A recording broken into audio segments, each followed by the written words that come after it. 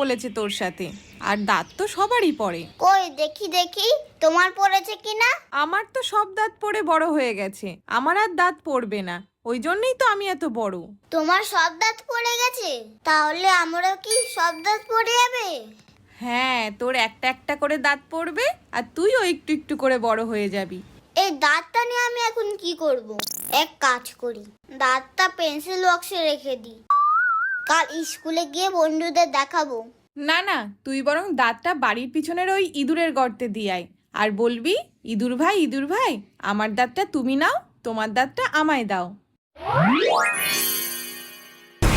না না, আমি ইঁদুরের দাঁত নেব না। আরে ওরকম বলতে হয়, বললেই সুন্দর দাঁত হয় দেখবি। ইঁদুর ভাই, আমার দাঁতটা তুমি নাও, কিন্তু তোমার দাঁতটা আমাকে দিও না। তোমার মতো ওরকম বড় বড় দাঁত আমার লাগবে না।